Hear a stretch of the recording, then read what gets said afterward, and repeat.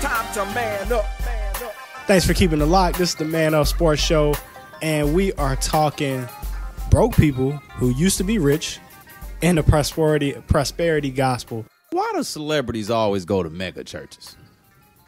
Because I mean, is that a requirement? You a celebrity, you got to go to a mega church, and then you don't ever really show up to church, but that's where you pay your tithes. Here's the other thing: a lot of celebrities are new believers, and not all of them. Don't, because like these music celebrities, they all was raised in the church. I will say that half the Dallas Cowboys was at TDJ's church. Yeah. Why? Yeah, because that's where Emmett started going to church there. And I don't care what Emmett go to church or Dion, but they boys care. Like I said, you want to go to church. But listen, with friends. but my point is this: you can't tell me the NFL players didn't go to church until they got to the NFL. Not all they of them. didn't. Come on, I mean, man, think about this. Black people in America go to church generally. in their youth. Man, I don't care. You've been to church pretty much one time in your life. And guess what it was? On Easter. A hole-in-the-wall church. Least. But this is the thing. NFL players really don't go to church. I know. Not that often. I mean, they playing every Sunday, most of the time in a different city for at least half of their season the they playing. Yeah, they out of town. So they out 5-6 months, not going to church. Then talk about basketball then. Talk about something else. Talk about a different sport. Talk about just celebrities in general. They all go to mega churches. I think it's a problem. I guess this is my thing, is that, you know, when you talk about giving biblically, right? I believe in tithing. To me, I know some people say, oh, it just Old Testament, 10 Commandments and all that. That's not biblically correct. You know, tithing was established before the law. With Abraham, he gave 10% to the Melchizedek, and that tithing was established from that point forward, right? I think in the New Testament, it becomes on top of that, Jesus questioned where your heart was at and making that more important and understanding that.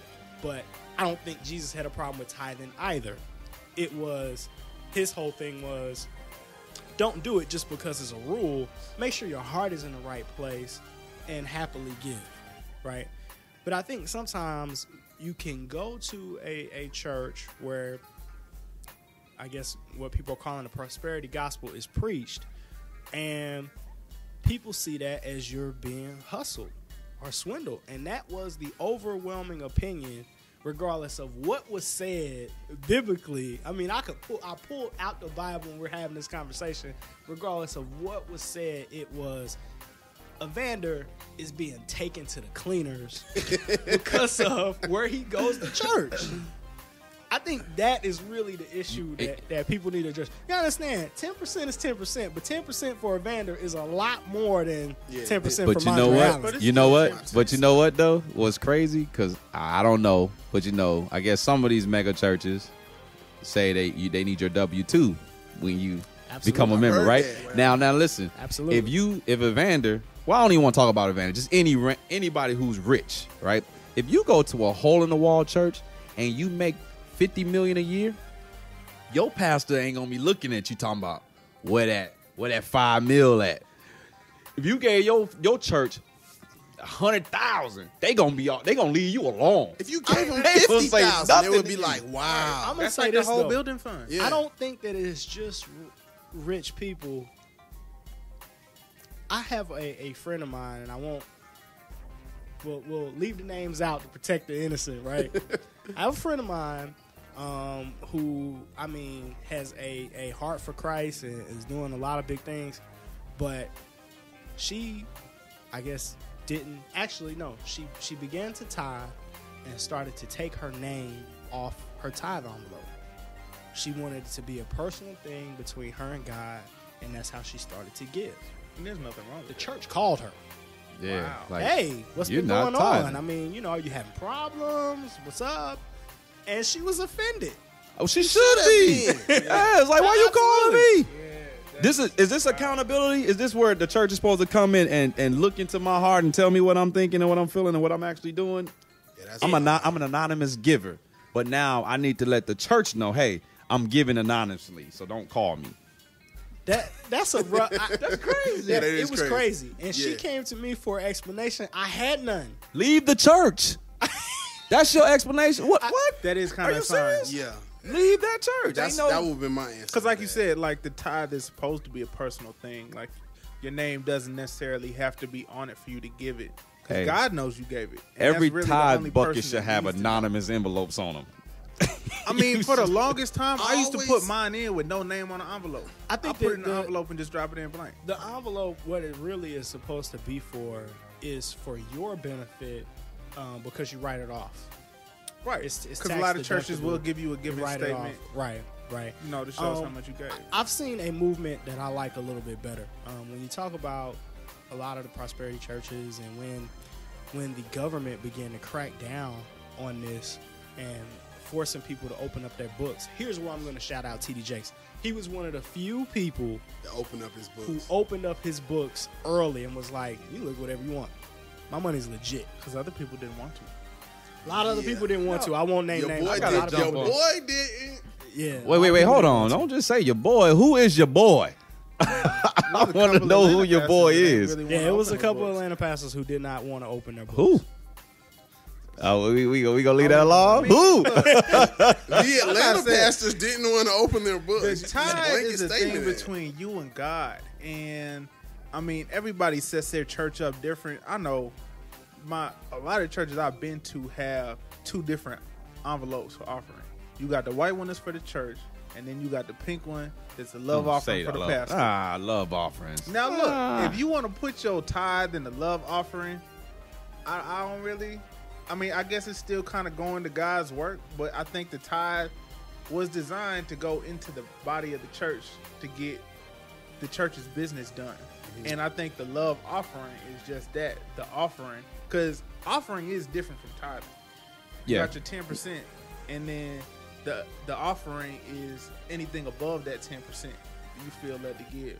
And, I mean, some people just stop with the 10. A lot of people like to go over the 10. But once you start mixing that, you know, if you just got the one envelope, then, you know, things can get a little iffy. And it shouldn't be a problem with a pastor needing to open up his books. Let me ask a very pointed and a very direct question. First, I'll say this. I have seen a movement where a lot of churches, and even one particular church that I guess is a mega church here in Atlanta, they did theirs annually, where they would open up their books and say, okay, here's what you gave, here's where the money went to, here's what we did, here's who's on staff, here's how much they make. I think that is a very, very good practice.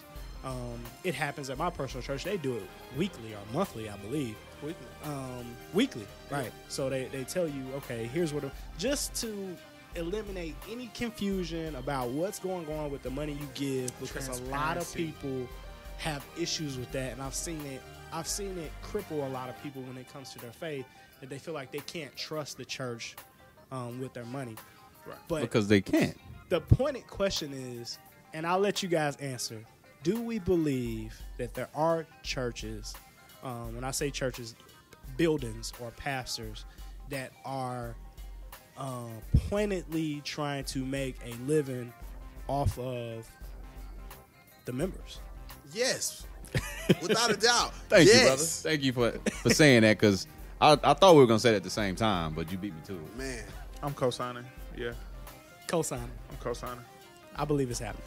I Unfortunately. mean, my thing is, I'm going to scale back some of my responses because I really can talk for about 10 hours on this subject alone. Don't scale back. Tell No, tell for them the why sake you of mad, time, son. I Tell them mean- why you mad, son. I'm going to tell you why I'm mad. I'm going to tell you why I'm mad. Nah. This Listen. is the place to talk, because here's my thing. There are people right now who are listening to this show who have the same opinions, and who, as they're listening, are probably pausing it, calling people, hollering and fussing and upset on both sides of this fence, right? So we might as well not leave it on the table and come on out with it. Well, look, I mean, we'll peel this onion one layer at a time, right? Yeah, let's So go. you got the church. There's nothing wrong with the mega churches. All right. I'm not a fan of the mega church, but that doesn't mean it's a bad thing. You know, it's like you can't help it. If you start your church out with 30 people and it grow to 30 million, you probably a real good preacher. You got to be know. doing something right. Yeah. I mean, it just is what it is, you know. So I'm not against it. However, I think as a pastor or anyone of influence, my job is to be a shepherd. My job is to be a light. My job is to be a role model, what have you. So there's certain things, there's certain pressures that I'm not going to put on my followers. I'm not going to expect them all to be like me, because not everyone was born to lead. There's people who are born to follow. Right. Maybe for a period of time, maybe forever. But when you got these pastors prancing around with all this money, mansions, Bentleys, jets, G5s, boats, you know what I'm saying? Trips to foreign countries just for the sake of it. You're like, wow, these people want to be like that. So they end up flocking to your church, not for the word, but because of you. They want to get in your good graces. They want to be in your presence. They desire to have what you have. And it's an opportunity for them to be in the presence of a celebrity without, for example, if you like Usher, you just ain't going to get to hang out with Usher. But you can feel like you hanging out with your pastor every Sunday. You know, you may be one of 50,000 people there, but you just feel like, hey, that's my pastor. You can own him. You can say, hey, this is part of me. You know, you can take ownership in that. And I think that's why people end up flocking to that more so than they do for the word. So that's why I'm not a fan of mega churches. So it's more of what pastors. You think, Will, is that it's more of a stargazing type of attitude where nowadays we have American Idol, we have all of these reality TV shows. Yeah, it's a concert, man. Work for Diddy, huh? We have all of these shows. I mean, especially when you got superstars in your church. Yeah, it's when a you can concert. Look across the aisle and see whoever. Because that's the church you go to. Is that necessarily always bad? I'm not saying it's yes, that's terrible. Well, no, that's terrible. If I go to church and my objective is to see who's there. Well, I'm saying that you can't necessarily control who is there. No, you can't control, but I'm talking about the motive and why you go. Right. If that's the motive, I agree. I feel you. If you want to go to church because Montel Jordan goes to church there, that might be a bad thing. Montel Jordan? Yeah. About to drop a gospel album. This is how we do it. That's good. Montel Jordan's dropping a gospel album? Montel Jordan Jordan, I think one of the biggest mega churches in Atlanta because he didn't like the way it was going down. Are we trying to and he moved to another church. Anonymous? I guess. I don't know. I mean, I don't have a problem with it. He moved. It is what it is. I have a funny story about Montel Jordan. But I'm afraid. I pick on Montel. I'm afraid to hear this story. But no, this is the thing. This is the thing, though. He switched churches because of the way he felt about what was going on at the church. He didn't feel like he could have the relationship with God he wanted because of the way people treated him at the church. Yeah, man, that's crazy. And I mean, church is supposed to be about that personal.